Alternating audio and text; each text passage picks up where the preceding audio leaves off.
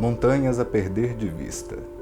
Uma das paisagens mais icônicas de Minas Gerais resiste ao tempo e à tragédia. Do coração das montanhas de Brumadinho afloram riquezas incalculáveis.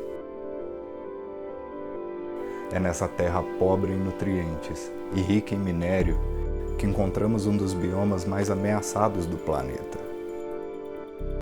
os campos rupestres.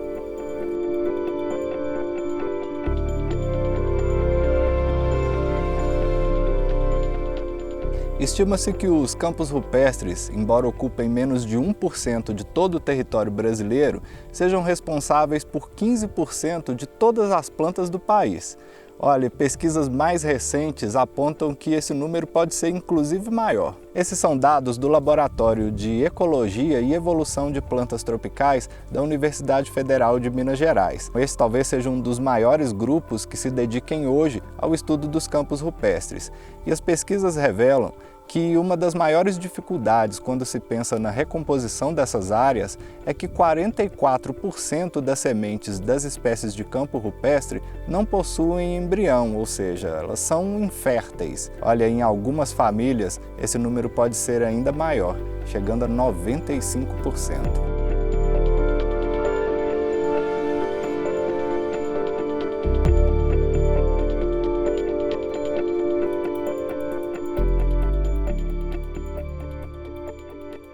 Conforme a ciência avança no entendimento deste delicado ecossistema, abre-se um panorama desconfortável.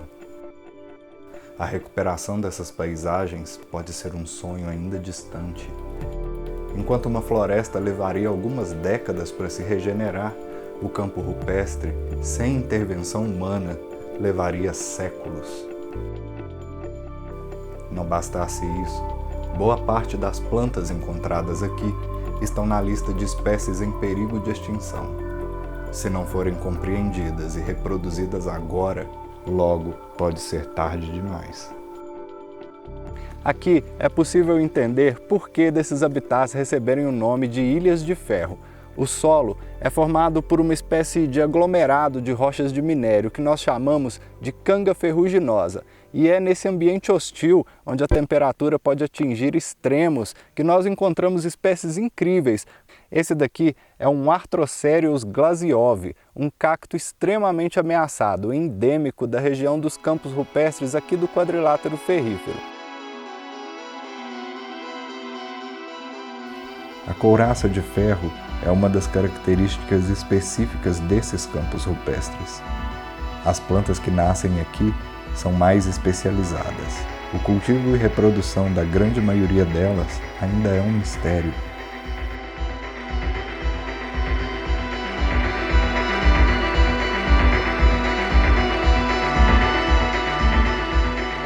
Quando pensamos na preservação dos campos rupestres, os dados são alarmantes. Hoje não seria exagero dizer que esse é um trabalho para o qual nós ainda não estamos preparados.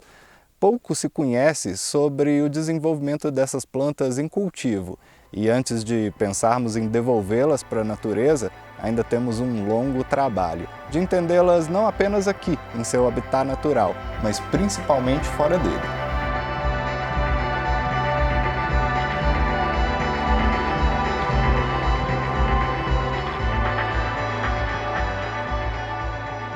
Falando em plantas símbolos dos biomas brasileiros, aqui estamos com mais uma delas. Essa planta é conhecida por muitos como o chuveirinho, mas seu nome científico é Actinocephalus bongardi. Bom, este é um outro grande exemplo da importância de se conhecer essas plantas em cultivo.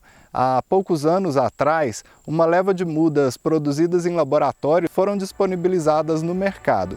Mas, infelizmente, a grande maioria das pessoas que compraram essa planta relataram não ter tido sucesso com ela em seus jardins.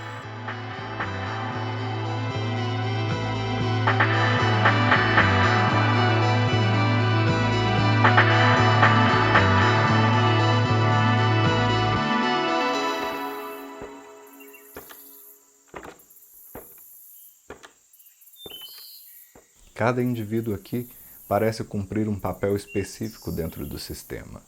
E isso pode nos dar grandes pistas sobre por que algumas dessas plantas são consideradas incultiváveis. As velózias talvez sejam uma das chaves para entendermos como essas plantas colaboram para enfrentar as adversidades deste ambiente.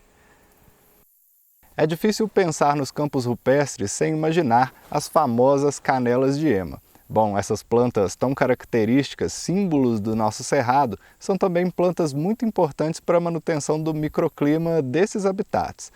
Esse caule, composto pelos sedimentos de folhas antigas e raízes, é responsável pela sua grande capacidade de absorção da água. Isso significa que elas ajudam a manter a umidade ao nível do solo por muito mais tempo. Aqui, sobre a couraça de minério, elas parecem ser pioneiras na colonização da rocha nua. Este é um bom exemplo de como esse processo tem início.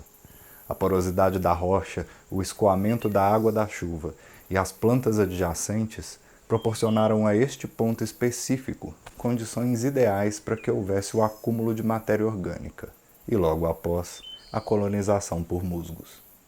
Os musgos ajudam a fixar essa camada sobre a rocha e, conforme crescem, criam um tapete onde as sementes de velózias encontram as condições ideais para se desenvolverem.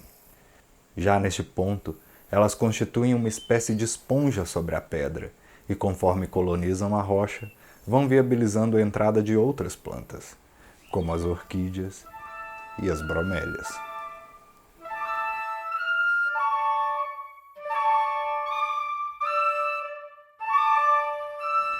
Testemunhar essa relação sofisticada que existe entre as plantas do campo rupestre é um mergulho em muitas ciências.